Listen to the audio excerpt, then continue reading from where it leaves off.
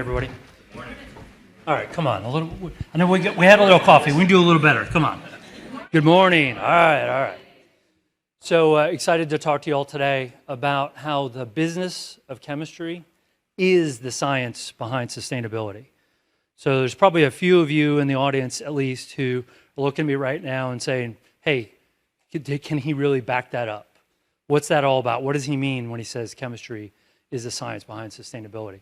So I've only got a few minutes here, but I want to talk to you about how the business of chemistry makes modern life possible and makes the modern world safer, healthier, more sustainable, and more productive. So let's start with the UN Sustainable Development Goals. So there are 17 of those SDGs. 13 of them are directly impacted by chemistry-enabled products. Let's dive a little deeper into that. So we talk about solar panels, solar cells, solar energy, enabled by silicon inks that our members make. Or if you are looking at high-capacity battery technology, powers electric vehicles, always on, always available, you need lithium metal oxides to make that work. Or for a wind turbine, there's 10 tons of polymer in a wind turbine. You need chlorine chemistry and epoxy resins to build that. Or home efficiency, building efficiency to keep warm weather out in the summer, cold weather out in the winter. If you want to insulate your home, you need polyurethanes to make that happen.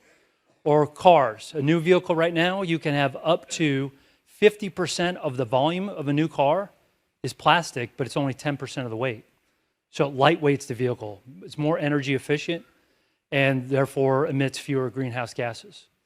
Or if you look at low emissions windows, there's a tiny little microscopic layer of chemistry in those windows, again, to keep warm air out, keep cold air out as appropriate. Those are just a few examples of how the business of chemistry makes the world more sustainable. Again, let's go a little bit further. It's not just about what our members make, it's how they make it. It's how they do it. It's how they operate in the communities in which they are located. So our members are walking the walk both in terms of what they produce, but how they produce it. Let's dive into that. We'll talk a little bit about climate. I'm going to spend some time on this. So look, climate change is real. Human activity impacts it. And our members are working to solve it. You need the business of chemistry to address climate. It's not going to be done by some app. It's not going to be solved by crazy entrepreneurs on Twitter. It's going to be engineers making change at scale. That's how we address this issue going forward. So the business of chemistry, what we're doing right now, we're addressing our own emissions in the manufacturing process. So for example, in just the last 4 years, we have reduced our greenhouse gas intensity by over 12%. We use technologies like combined heat and power. Not only do we use that technology to manufacture, we can actually throw back energy to the grid. Taking a step further, our members are investing billions of dollars in carbon capture, utilization, and storage. Game-changing technology going forward to address climate. I know most of the folks in this room know that. Going even further into the future, we're looking at electrifying crackers. We're looking at investing in, some of our members are already investing in modular nuclear reactors to, again, in the chemical manufacturing process, to make that less carbon intensive going forward, making significant difference in the world. But it is about the products that our members manufacture. I mentioned a couple of them already. Let me go a little bit deeper. Talk about insulation, for example. You replaced every house in America, the fiber insulation that's there, with spray foam insulation, you'd get 8 times the greenhouse gas benefit, making that change from that one little change. And that would be the equivalent of pulling over 30 million cars off the road for a year.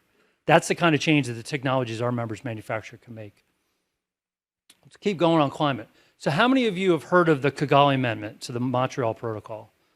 All right, a decent number of you. For those of you who don't know, here's the short, trying to make the short version and keep the chemistry to a minimum here. But the short version is this. When you want to refrigerate products, when you want to refrigerate the cold chain, there's something called the cold chain. So if you manufacture something, you need to keep it cold, you need to transport it cold, and you need to store it cold. So we've really needed that in the last 2 years, right? COVID vaccines are not possible without that cold chain. You need refrigerants to make that possible. Right now, the refrigerants are HFCs, hydrofluorocarbons.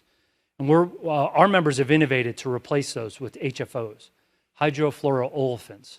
And what that does is that's a significant greenhouse gas benefit. That change alone, by the end of the century, will be 0.5 degrees Celsius in terms of the greenhouse gas benefit. So look, we're trying to make big changes by 2050.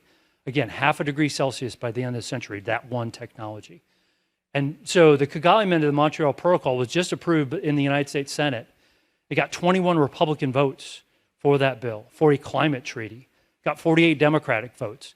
The point being is there's bipartisan support in this town for making big changes in regards to sustainability. And so we're very proud to be the innovation behind this effort and to partner with folks in government to move ahead. Let's talk about plastics. Continue the conversation here about climate. Let's talk about the plastic industry. So some of the challenges we have in plastic is too much of it in the environment, right? But here's the thing. Plastics are lightweight and they're very strong. And so multiple life cycle analysis show that the use of plastics is at least 2.5 times better from a greenhouse gas standpoint than alternative materials. So what we need to do as an industry, we need to take care of business and work with all consumers to make sure that we keep plastic in the economy and out of the environment. So we use something called advanced recycling to do that. So we take basic plastic that's been used, goes in the recycle bin, and we break it down using a chemical process to its basic molecular structure. And then we use that and we to produce new virgin quality material, reusing all of the product there. And so we've invested in advanced recycling. There's over $6 billion of announced investment in this space to close the loop, to create a circular economy for plastics. And we've got 2 big goals. In 8 years, by 2030, we want all packaging in the United States, all plastic packaging, to be recyclable or recoverable. And 10 years later, in 2040, we've made this public goal of making all packaging recycled, recovered, or reused. And so our members are combining their innovation with sustainability for a lower carbon future and a circular economy for plastics. All right, let me pivot away from climate. Talked a lot about that. Let's talk about air quality. Air quality is a significant issue in a number of places in our country and all across the world. So our members are investing in testing, tracking, and improving air quality in the facilities which they operate, the communities in which they operate. So let me give you a couple of examples. Sulfur oxide emissions over the past 10 years from our industry, down nearly 70%. Nitrous oxide emissions, down 30%. Recently, in the last 2 years or so, we invested in the Houston area in Harris County, where we have a number of facilities. We invested in about $1 million to buy air monitors, stationary monitors, mobile monitors, and the training to use those monitors. So local government officials, in the event of an industry incident, would have the tools they need to make smart decisions in order to protect human health and the environment. Now, no one made us do that. There's nobody in government that mandated that to happen. We made those investments because it's the right thing to do. And right now, we are working to deploy that air monitoring in other facilities across the country where we have a significant presence. So it's not just air quality, it's water as well. So water scarcity, folks in this room probably know that, most folks do not. Water scarcity is going to be a significant challenge over the next few decades. In fact, up to half the people in the world could have that challenge by 2050. So what does the business of chemistry do about that? Several things. One, in terms of our own operations, we have partnered with the Water Council, and we've created a water body risk assessment so that we make sure we protect drinking water in the communities in which we operate. Taking that further, we all have drinking water. We all had some water this morning, right? Clean drinking water is something that we take for granted in this country. Is perhaps one of the greatest innovations in human history. Less than 100 years ago, you could not take that for granted. No, you can go almost anywhere in the world now. Because of chlorine chemistry, we have clean water. Well, we can now take that a step further. We can now sanitize and reuse water because of those technologies. And so our industry is literally saving billions of gallons of water a year based on their innovations. Just one small example of that, in textile manufacturing, making clothing.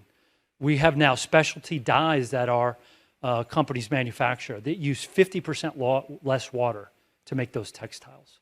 So again, it's how we operate and it's what we manufacture.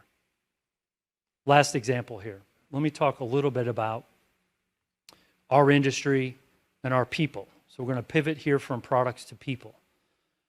So in this country, we need about 1 million more STEM workers, science, technology, engineering, and math. Certainly the business of chemistry need those people in droves. But at the same time, our industry has a diversity challenge, as so many other industries do. In fact, our industry looks a lot like me. Over 60% male, over 75% white. So what are we doing about it? We have stepped forward and created a program we call FOSSI, the Future of STEM Scholars Initiative. And what we've done is we've created $40,000 scholarships for students to attend historically black colleges and universities who study STEM disciplines. So as I said, we've been doing this for 2 years. We've got nearly 300 scholars already in college studying at 39 HBCUs in 40 different STEM disciplines in 2 years. We've got 550 commitments. We've raised $30 million for that program. And we are well on our way to 1,000 scholars by the year 2025. I'm tremendously proud of the progress that we have made, and I'm really excited about where we're going in terms of enhancing our workforce and diversifying that workforce. And we need to do that. And the reason we need to do that is that people are looking for leadership. So for those of you not familiar with the Edelman Trust Barometer, they've been doing this for decades, and they survey tens of thousands of people. And they ask them about their trust in various institutions, in government, in media, in the private sector. And as you can see behind me here, there's a lack of trust. There's a vacuum of leadership. This is not a surprise to anybody in this room, right? Most people think the government's too bureaucratic, too slow, the media is too divisive, too polarized. They are looking for leadership, and they're looking for the business community in particular to lead, and especially employees are looking to their employers to lead. So they're looking for more leadership from business, not less. And that is exactly what we are doing in the business of chemistry every single day. So I know we've got a lot of students in the room here this morning, so I'm going to appeal directly to you. If you care about innovation, if you care about technology, if you care about making an impact, you care about sustainability, the business of chemistry is the place to be. We've got tremendous opportunities for you. So let me leave you with this one last thought, and as this. What our members do is tremendously important.